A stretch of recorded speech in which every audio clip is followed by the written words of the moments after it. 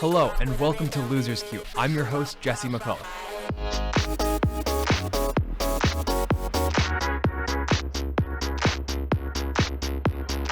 Here on Losers Queue, we sit down with players, captains, and staff from within RMU Esports and talk with them about their esports journey as well as all things competitive gaming. On today's episode, I'm joined by Dominik Geahry, a captain for RMU's Overwatch White team. Dom has played for over a year for RMU Esports, captaining and playing for our Valorant teams, our Smite teams, and he's even subbed for our League of Legends teams. In our conversation, Dom and I talk a little bit about what it means to be a leader within esports, the collegiate tournament organizers that we operate with, and some of our pet peeves as captains. Talking with Dom is always a great time. I about laughed myself to death over the course of this interview. With that, let's get right into our interview with Dominik Geahry.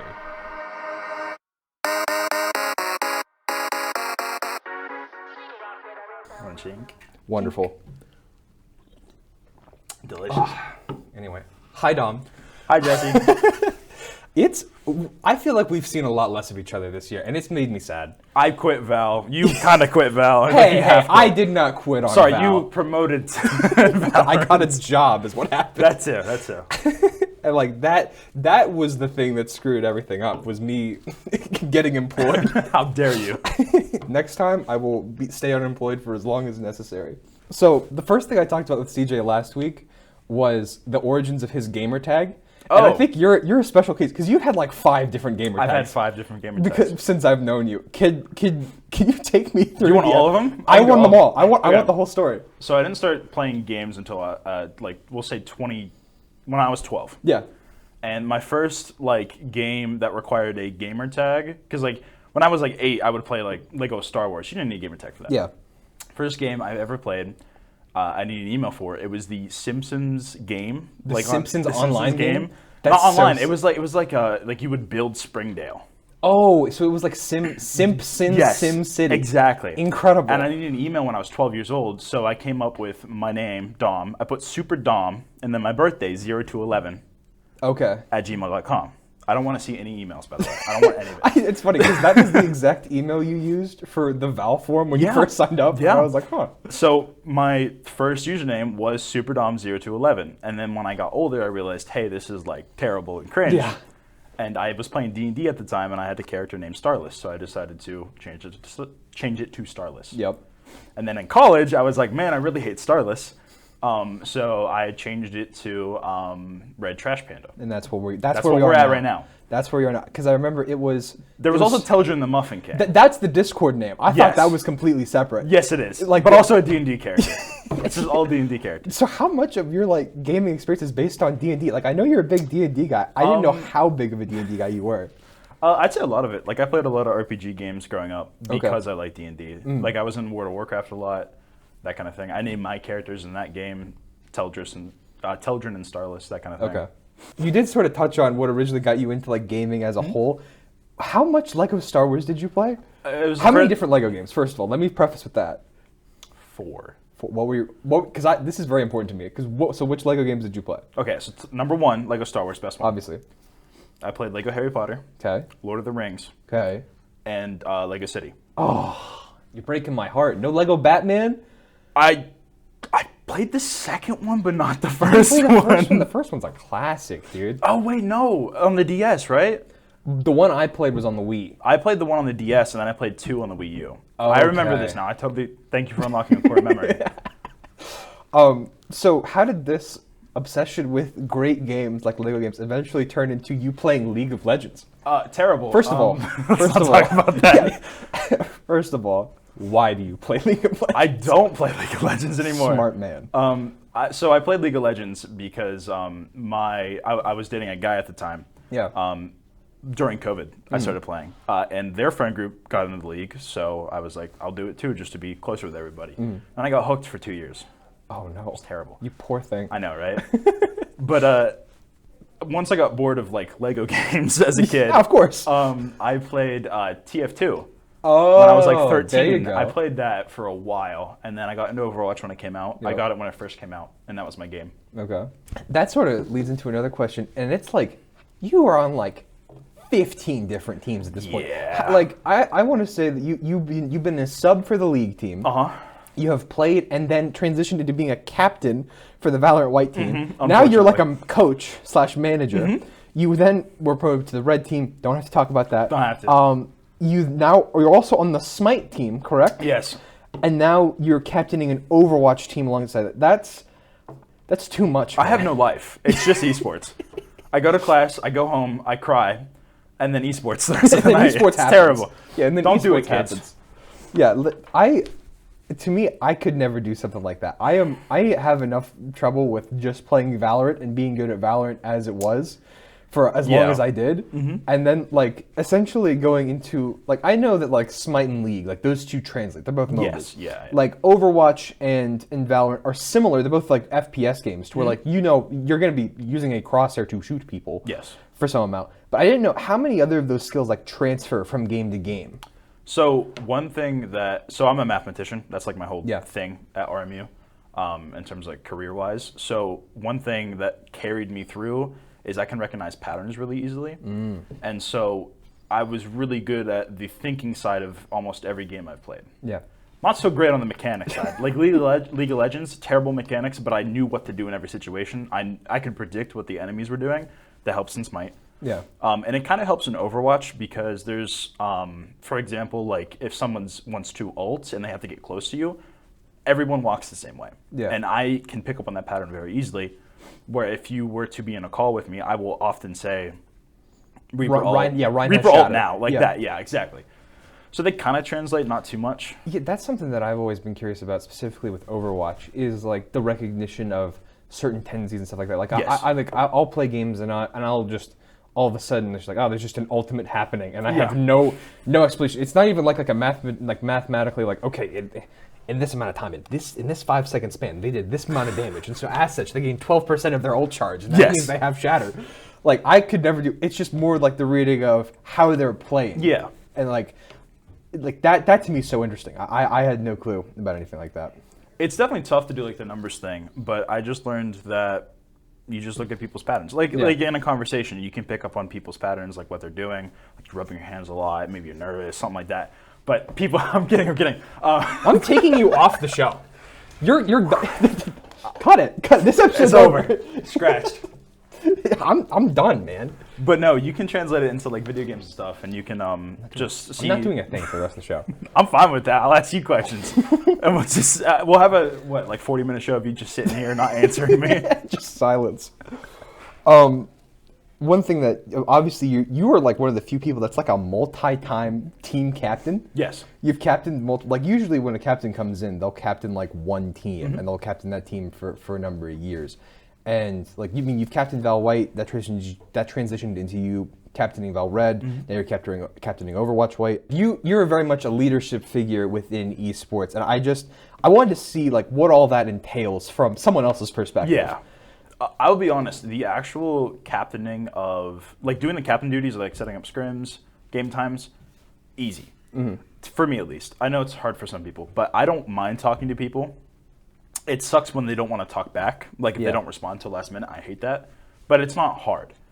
The hard part about captaining is I feel like I have to be IGL. And I know like we've had this conversation a bunch of times with captains. You don't have to IGL. You don't have to do it all. Unfortunately, every single team I've been on has been I'm IGLing. And it wasn't supposed to be like that for Overwatch, but then I was supposed to be support. Supports usually don't IGL. Usually it's tanks. Yeah. Now I got to switch to tank. I had to switch to tank to have a team this semester. So it seems like every time I try to get away from my GLing and just play, it catches up with you. Yeah, and that's the worst part of captaining. So I feel like, and this is like for Val White, I switched my your play style to fit the team. Val Red, I did the same thing. Overwatch, I'm doing the same thing. Cannot wait till next year, because I told CJ if I'm making Overwatch Red, I'm not captaining. Obviously, it'll be like Lance or Shannon or something. Yeah, like it's interesting because this title of captain denotes some amount of leadership. Like you have to take the responsibility to say, okay, because I'm setting up the scrim, I need to be able to articulate, okay, this is what I want to do in the scrim. Whether it's just playing to feel out a new comp, feel out a new map, whatever, or it's practicing this sort of style. But you also have to focus on the gameplay part of it. And I feel like that's been the most difficult thing for me, is managing not only other people but also just managing your own gameplay while trying to lead. And like that's natural for an IGL to have issues with. But I think the captain role on top of that adds another layer of responsibility. Like I think like if you look at like the traditional like esports scene that's not collegiate, like when let's say there aren't team captains, but the team captain is usually just the IGL. Yeah. Because like there's like a manager outside of all that that's like setting up scrims, that's managing practices. And then the coach is the one that's like looking at the strategic and like actually, I don't want to say like reprimanding, but helping the team grow. Whereas the IGL is the leader specifically within the server. Yes. And I think it's natural for like a team to have leaders, but it's sort of like the case of like high school sports, where like a teacher is like signing up to be like a coach. Yes. And then like they don't have any formal training, and so they're just out there like trying their best. Yeah, just shoot the ball as many times as you can. If you make it this many times, I'll give you $5. I'm sure there's no actual teachers doing that, but like that's sort of like how I've seen some of the teams go. And like I was fortunate enough to always have Bill to work with. Yeah. And like he's always been there to help with the in-game adjustments that I wasn't there to see at that point in time. But like that's where I feel like I feel bad because like you're working with teams and you're having to essentially be like, the word that came to mind was single mom. I mean, you're kind of right, I guess. Yeah, you're essentially like the sole caretaker of the team. Like you're the one in charge of everything across like strategy, like practice formatting, like results, everything. You're the single person in charge of everything. Whereas like my captaining style is very much I'm going to set up practices and I will expect you guys to be there. Yep. And I'll tell you like when and where you guys need to be. But outside of that, like the in-game stuff, I usually left to Jason or Stu. Yeah. And the in-game adjustments, I usually left to them. That didn't mean, but I also felt that something important that a captain should have is a voice within that team within the server. Yes. Because I think, especially new players coming in, like you have a responsibility to those players to be a leader. Like Overwatch White, I don't know how many like seasoned Overwatch players you have. Like, how many people have been playing for more than just this previous semester? So I used to play. I know you back used to 2016. play. Tyler's played a little bit. And I think Mason. Yeah. And then Violet and Sarah recently started. Yeah, I was gonna say they just started, and like Violet's her own case of juggling like 15 teams at once. Yes, that's true. Yeah. Plus she's working too, so. Well, yeah, barely working if you ask me. Hot takes. Let's see if that makes it into the edit. I'm gonna watch. I'm gonna go. I'm just gonna send that to her. Just her. Yeah, just her. Just know that I've got my eye on you. I actually have a funny story about new players. Yeah. So I was a new player once. Yeah. That was surprisingly, right? I was gonna say that's another question I wanted to ask, but keep going. So I originally wasn't going to join esports at all. Yep. And then I learned that we had a program here at RMU. So I joined the Discord. No one said anything to me. Yeah. Because at the time, CJ wasn't full staff. Nobody was really like talking as much. And it was also like the beginning of the semester, so the server was just kind of dead. And no one said anything. So I left. And then 2 days later, I meet Lance. And Lance is like, oh, we need league players. I'm like, oh, okay. And then he invites me back in. And then suddenly everybody's like, oh, hey, Dom, how's it going? I wanted to give you an outlet to talk a little bit about our favorite esports collegiate championship conference. Yeah. NECC. Yeah, oh my God. All right. If they're listening right now. I hope we don't have to send this to them. So just, I here in my notes, it's regularly scheduled NECC rant.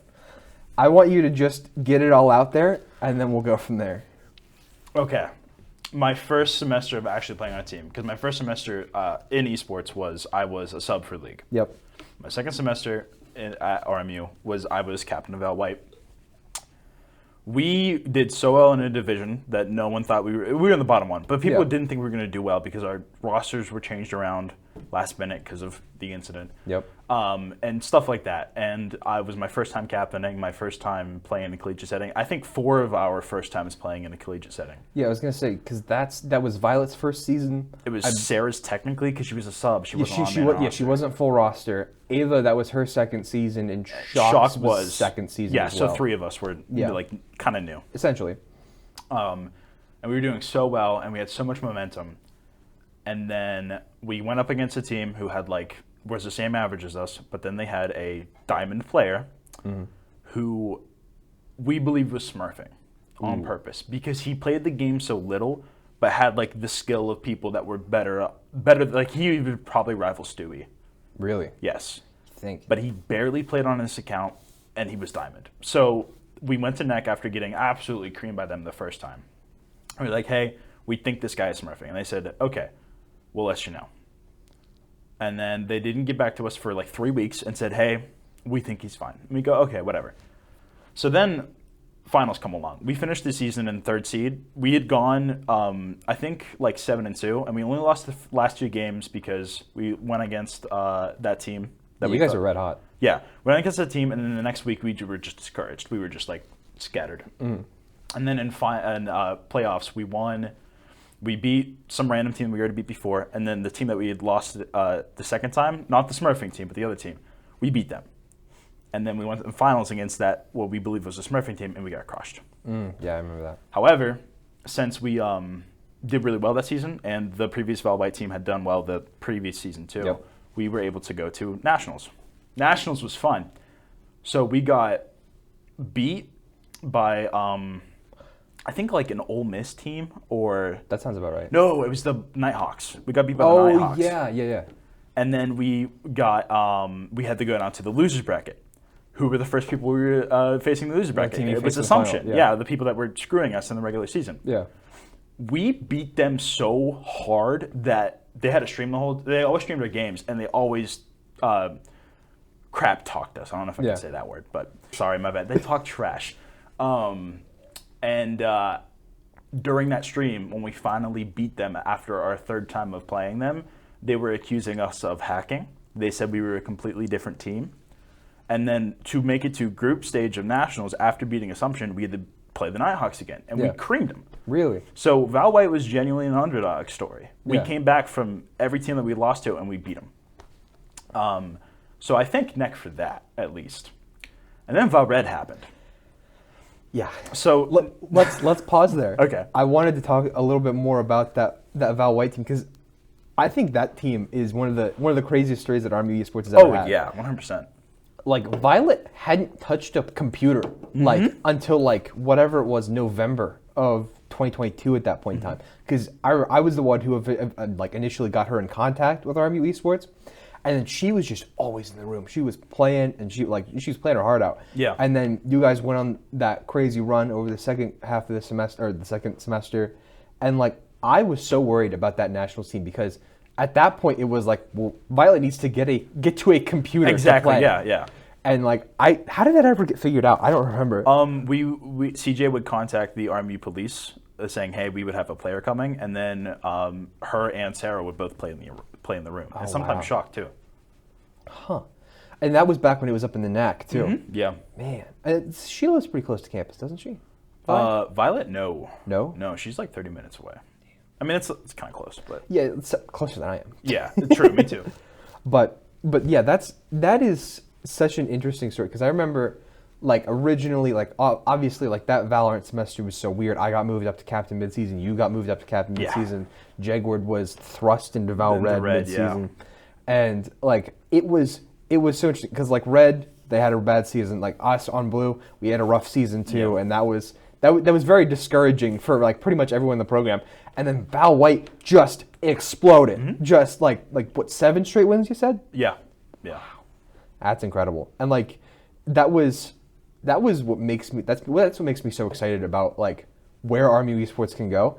We have had a team in the finals every semester that I've been here so far. Yeah. And that, I don't know. To be fair, 3 of those semesters, Valorant was in the finals. I'm just saying.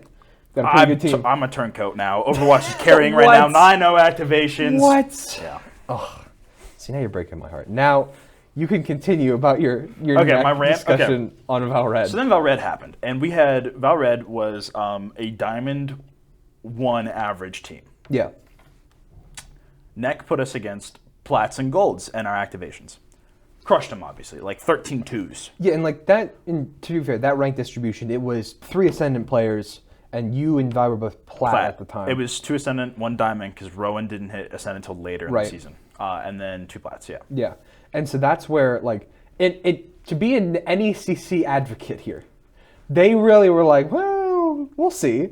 I would understand that, except there's one thing that I'll get to eventually. So we got placed in Challengers, which... opposite division of us. Yes. Here's the thing, though. We were the lowest ranking team in our division. Okay.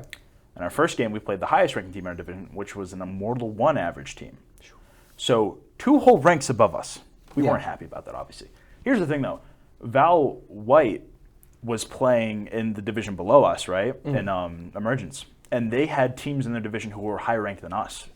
They had Ascendant 3 average teams in their division. Huh. It was insane. Yeah, and like, I wasn't too. I haven't talked too much about the Val White team about how that season went, but like even then they were holding their own. 100%. They did so well, and I'm genuinely proud of them, and I still am because they're continuing to do that with like roster changes, like Lance got switched out for Max, and they're still continuing to do that. Well, you could argue that roster change helped them, but no comment. Love you, Lance. Love you, Lance. But yeah, so.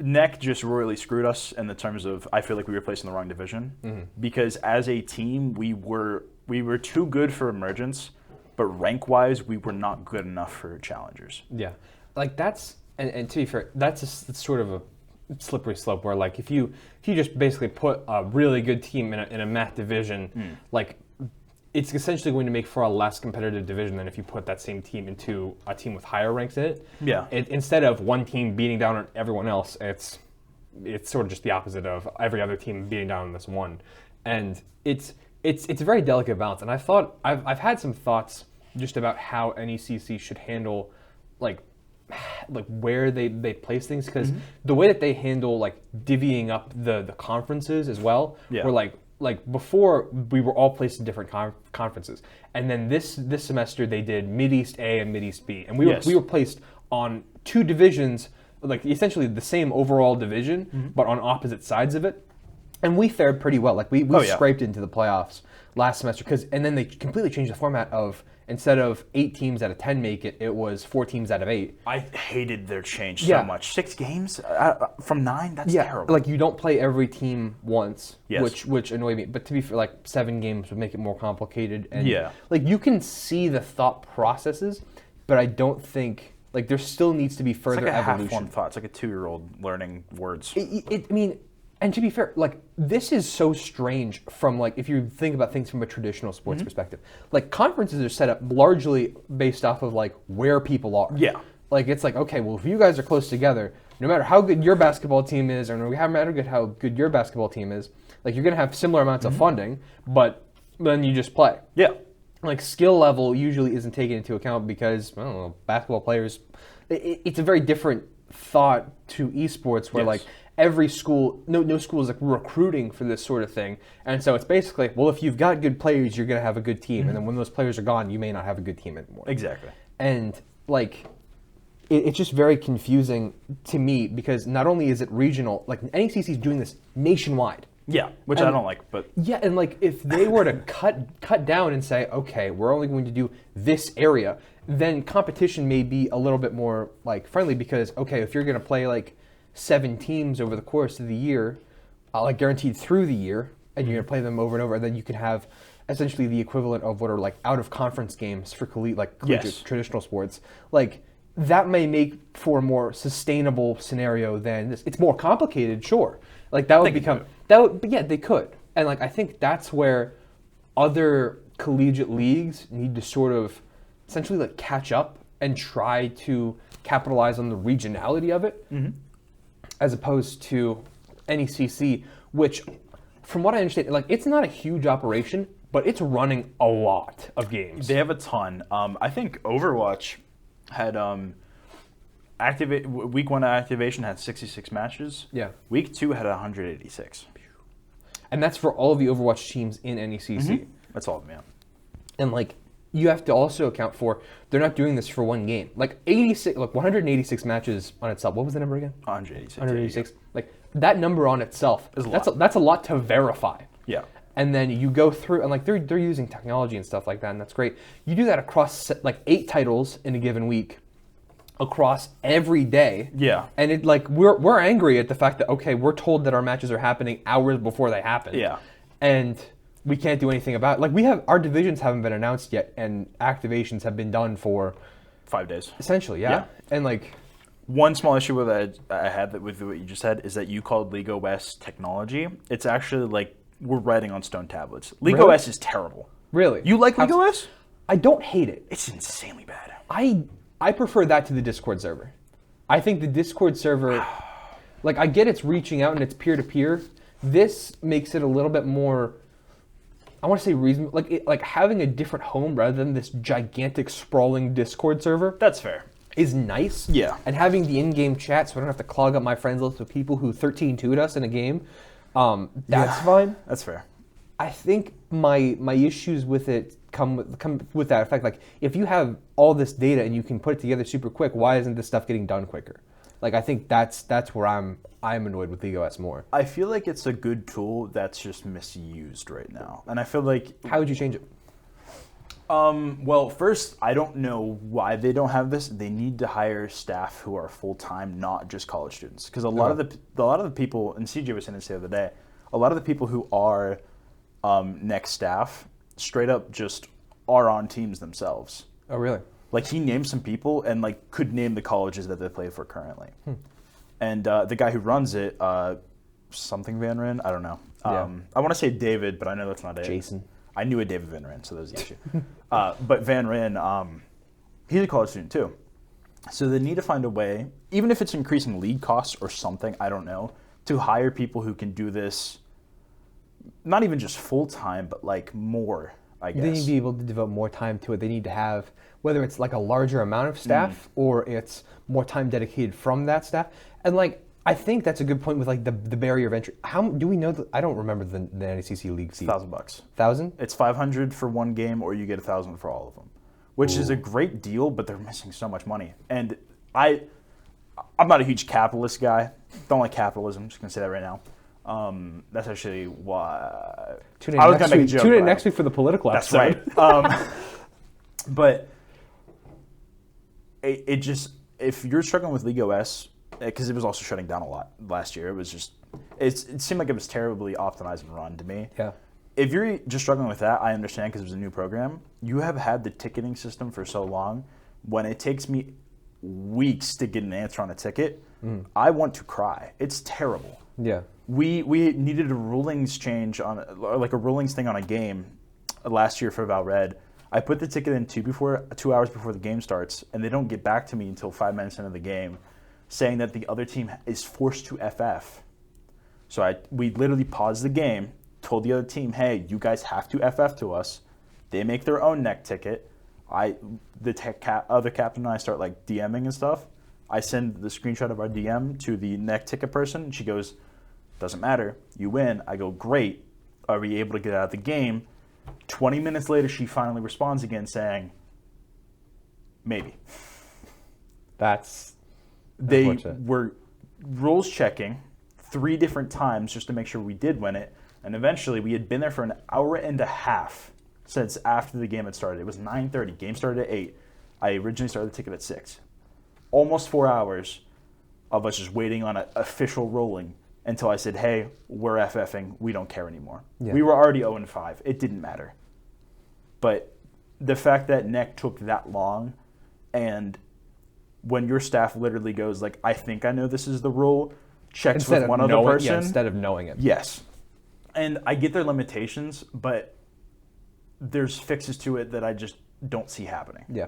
Another thing you have to consider is that we're on the cutting edge of this stuff. Yes. Like we're not. It's not like we're moving into territory that's completely completely mapped out. We're sort of creating the rules as we go forward. I mean, esports for Valorant has only been around since as long as esports have been Valorant has been a thing. Yeah, and it was like 2020. So yeah, so how we handle the rules for something like that, there's precedent with other games, but how you handle each individual scenario, and with across 1,000 teams or like 250 colleges, and if you have 3 colleges or 3 teams from each of those colleges, and that's being conservative. Yeah, like you're making so many precedents on this sort of thing that it's sort of irresponsible in its own way.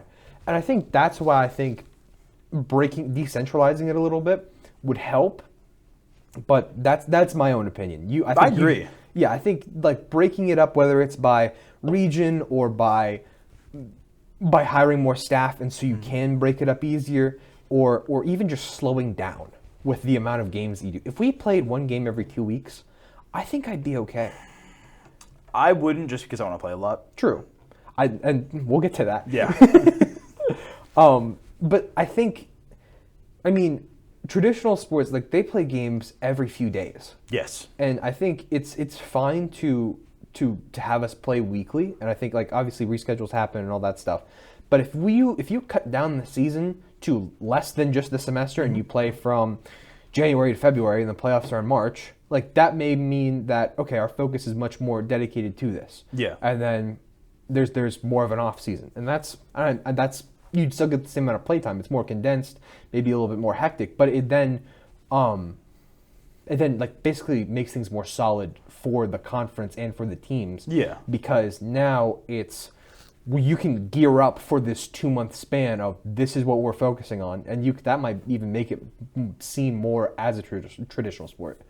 So we had a very serious conversation. It was a lot. Yeah. Last time we had a serious conversation, I just spilled my water, and that was how I transitioned.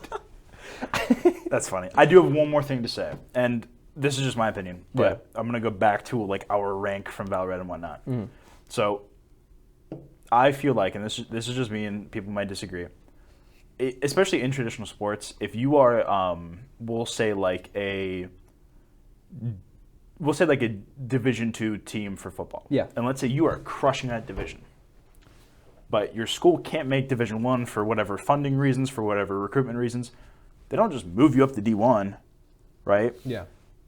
I feel like we were a really good emergence team, right?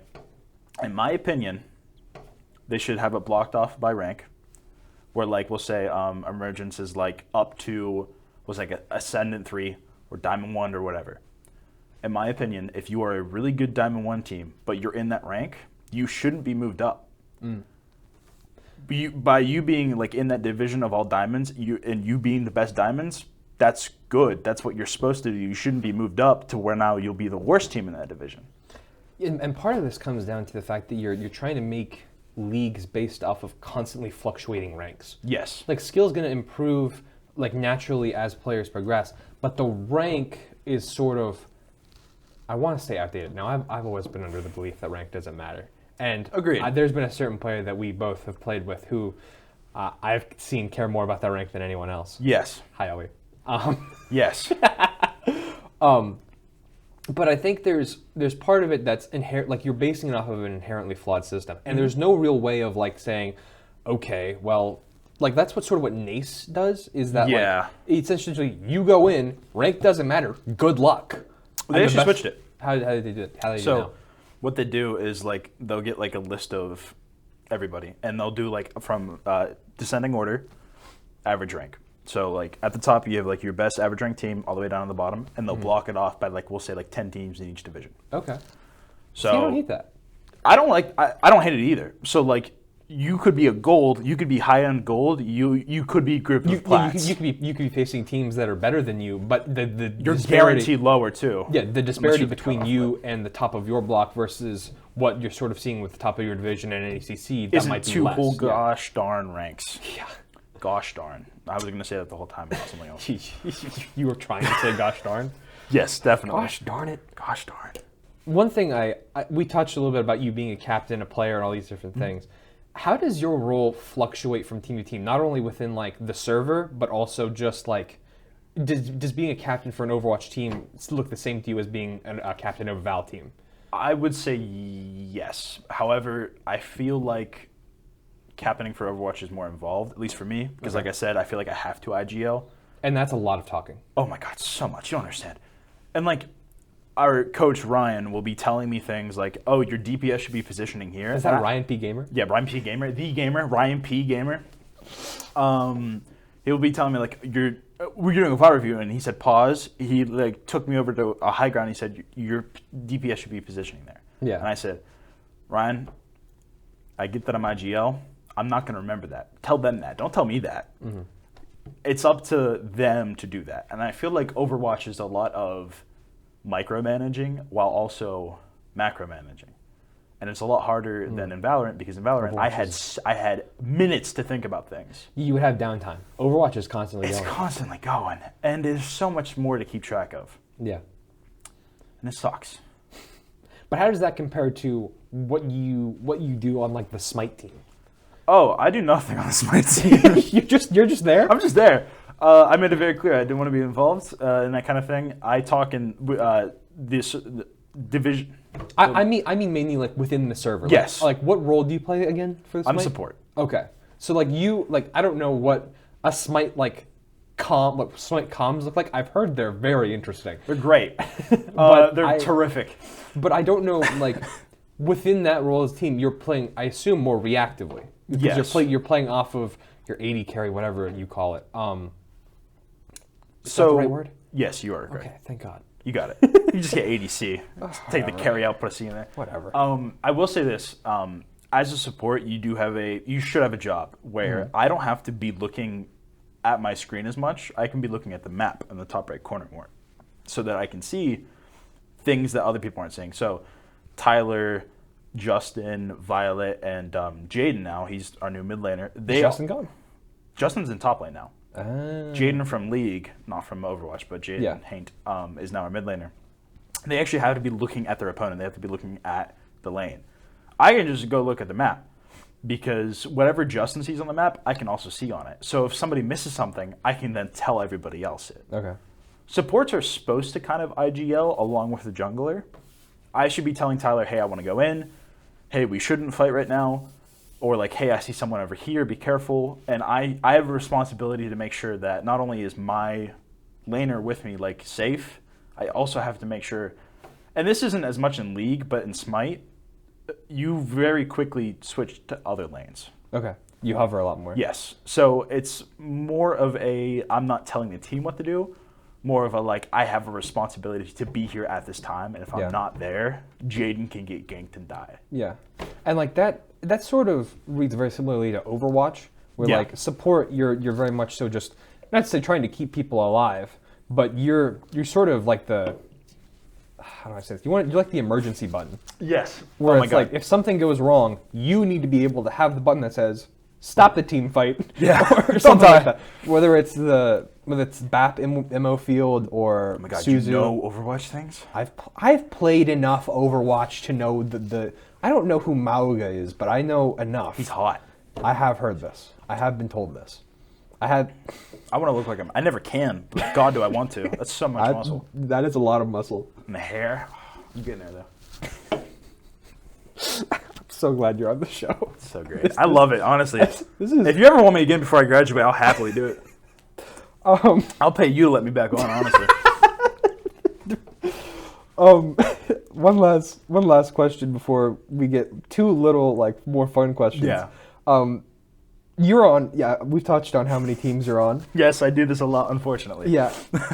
How on earth do you stay motivated between each team? It's honestly the people. Yeah. I like every single person I've been on a team with.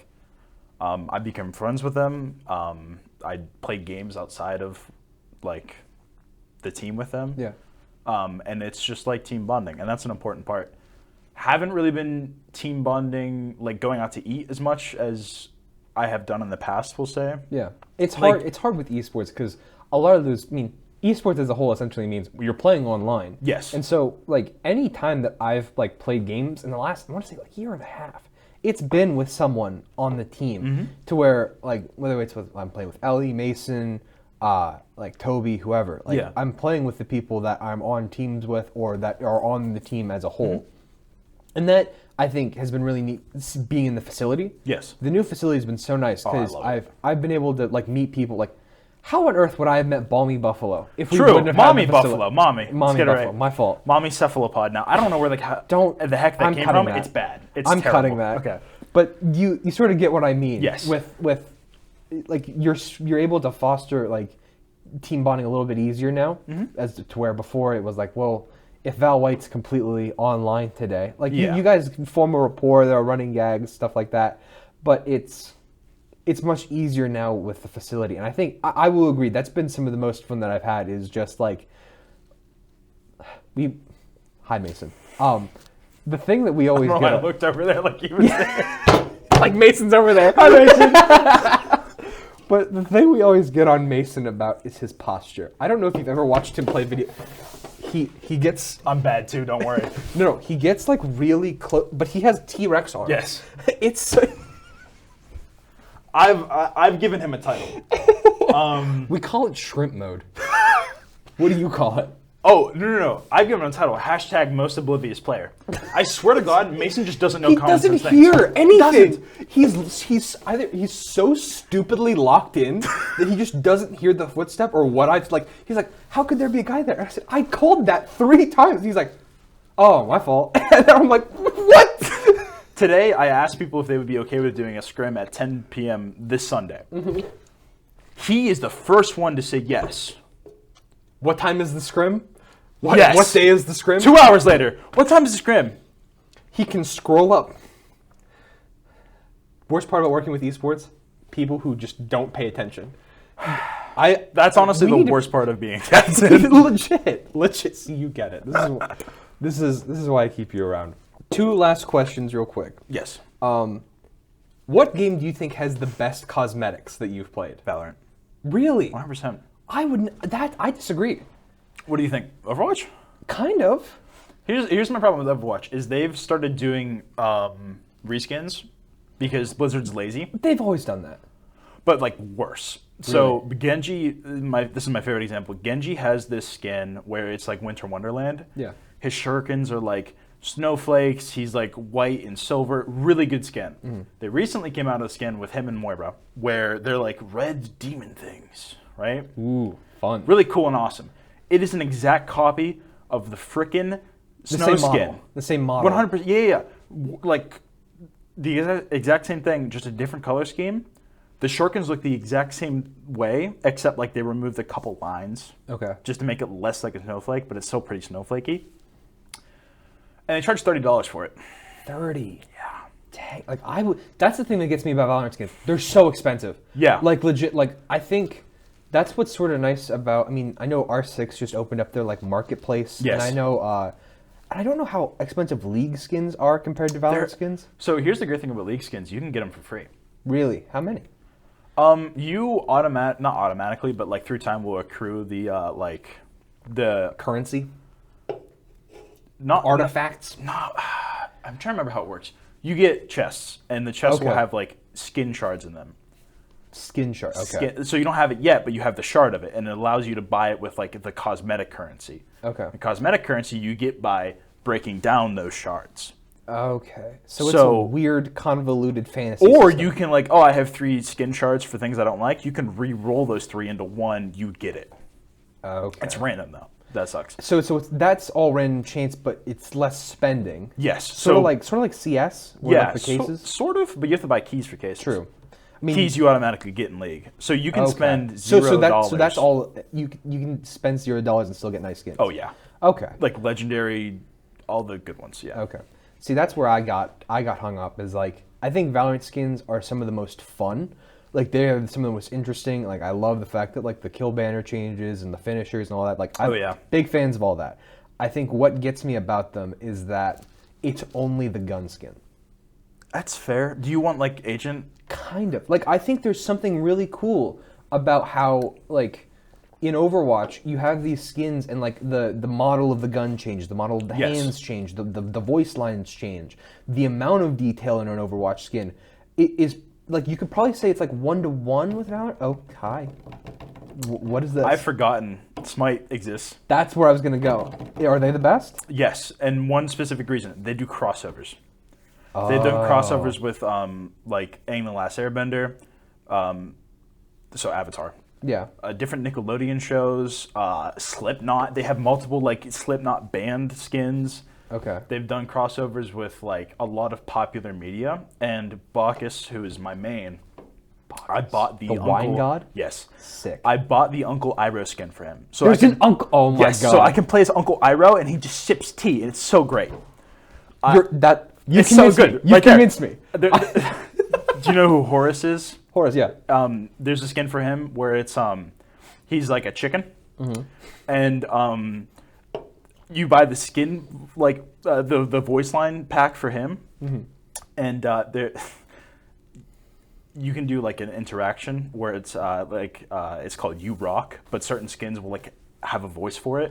Okay. So instead of saying "You rock," it'll say "You're super duper" in like a country accent, and it's so good. It's the best thing ever, and like you can make them laugh and go like yeah, and it's so funny.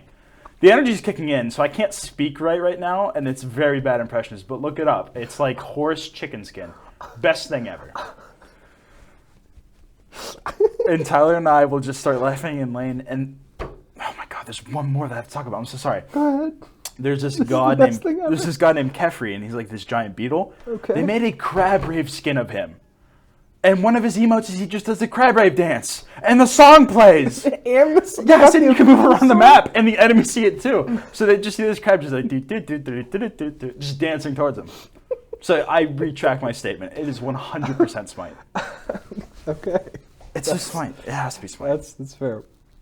The last thing I want to talk is just general like agent designs. Yes. Between two games that are commonly compared. Valorant and Overwatch. Yes. And who do you think has the better design between the two characters? Okay. So the first one I have up is Viper and Moira. I would have to say Moira. Oh, you're crazy. Just because I'm a Moira You're man. crazy. I'm a Moira man. Okay, but come on. Okay, so Moira is a really interesting... You can't tell me that Riot Games did not cook with Viper. Well, Viper's good. I'll give you this. One of my favorite interactions... She's Irish. So is Moira. Or are you talking about Moira being Irish? I'm talking about Moira being Irish. Who cares? I care. I'm dating a man with red hair. What do you think? Fair enough. But my favorite interaction in the game, because when you spawn in, some characters in Overwatch will have like their interactions. Yeah. Reinhardt like disses Moira, like says like you're a terrible bad human. Scientist. Exactly. And Moira's like, some anacondas can bring down a bull. And he goes, what do you mean? And she's like, I'm just warning you that I will eat you, basically. And that's just so good. Like her personality, and Viper's personality is similar, but I just feel like her interactions and also like her... She's a little more witty. Yes, and I like that. Yeah. And that's something that I find very annoying, is that like Valorant has a good amount of personality to their agents, not to the same dimension as Overwatch. Overwatch Cypher has the best personality, in my opinion. for sure. He's so good. He's my guy. Yeah. Next up, very common one, Reaper and Omen. Omen. Yes. See, now you're on the wavelength. 100%. Reaper is... Like, the thing is, like, Omen is not, like, aggressive edgy in the same way. Yes. Like, he's just regular edgy. He's, like, sad boy edgy, and I think I like it. He is. I think I like it. Yeah. And one of my favorite things right now from Valorant is that, like, call between Omen and Brim when Omen's, like, freaking out. At him? Yeah, it's so good. So much emotion. Yeah, I see. Like, he's much more of, like, a tragic hero. Like, I can root for this guy, as opposed to Reaper. Reaper just wants to... Reaper goes, die. People. Like, basically. Stuff. What on earth are you talking about? Yeah. Next one, Breach and Torbjorn. See, the issue is that you're asking me all of my mains on either side, because Omen was my main. You're a Torb main? No. Oh, you're a Breach. I was a Breach main on Okay, Overwatch. fair enough. Overwatch, on Valorant. I will have to say Torb, though, is better. Because of the voice I am partial lines. to Valorant. Torb does... I think it's fun because... I think, here's the thing. The skins of Overwatch are bleeding in, because Torb has just some silly skins. He does. He's just a goofball, and I think so that's cool. what's fun about him. And like the lore of like him and Reinhardt and Brig, it's sweet and it's great. Yeah. Breach's lore, I don't have arms anymore. They're cool metal arms now. Look at them. But the arms are so sick. They are. They're some sick arms. They are. Next one, Bastion or KO? I will... Tough one, isn't it? It is. And it's only because Bastion doesn't have a... He has a personality. He does, but I mean like His voice design, actor. Oh, true. Because KO's voice is sick. It's good, and the actor's hot. I don't know if you've ever seen him. He's smoking. I've heard his voice. That's enough for me. That's good, right? Yeah. I will have to say Bastion, just because he's silly and whimsical. Yeah, I was gonna say. I think his just ability to make me laugh with his little beeps and beeps. Yes. That's too good. I think KO is like sarcastic, and I think sarcastic robots is also a They're really fun good. trope. Yes. Yeah. I think Bastion's just childlike wonder with the world also makes me happy. After he was, a murder and killing machine, so Yeah, it's of just course. good lore. Last one, Tracer and Jet. Jet. Mainly Smart just man. because she just says swear words when she aces, and it's perfect. Speaking of sound effects, did you see that one that was added of just going bum bum bum bum? Yeah, that's pretty good. That's sick. Yeah. That one's I think Tracer is fun. Yeah. She's obnoxious. Oh, 100%. I think they're both obnoxious. I think Jets is more charming because she's like brash. Yes. Where Tracer is British. You worked on that one for months, didn't you? that definitely wasn't on the fly. Are we sure? Off the dome. Can I check the notes? Okay, yeah, it's fair. Well, Dom, I think our time here is running short. Okay. So thank you for coming on. I really enjoyed the discussion. This was great. Yeah, I was so nervous, but this was awesome. Oh no, you were natural. I'm really happy with how this went, and yeah, thank you for coming on. Yeah, no problem.